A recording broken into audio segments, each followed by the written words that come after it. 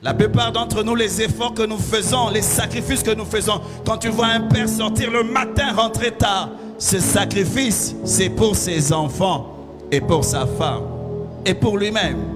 Mais est-ce qu'il y a une cause qui dépasse cela? Parce qu'un militaire, lui, quand il sort, ce n'est pas pour sa femme, ce n'est pas pour ses enfants. Il sort pour les enfants des autres. Il sort pour les femmes des autres. Il sort pour toute une population des gens qui ne connaissent pas. Respect aux militaires.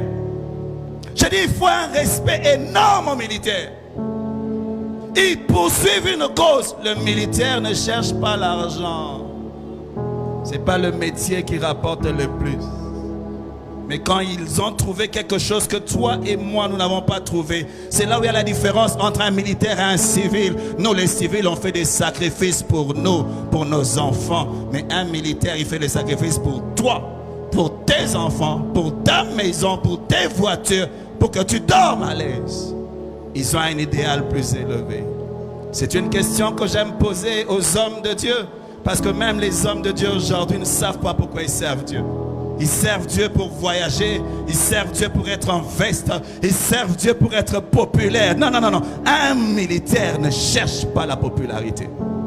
Un militaire ne cherche pas le confort. Il veut seulement plaire à celui qui l'a enrôlé. C'est une question. Le drame, on n'a pas assez de militaires. On croit que pour être militaire, il faut aller prendre une arme, aller à l'Est. Non, tu peux être un militaire politicien. Tu peux être un militaire médecin. Tu peux être un militaire pasteur. Et comment on te reconnaît? Tu es prêt à faire des sacrifices pour ta vocation.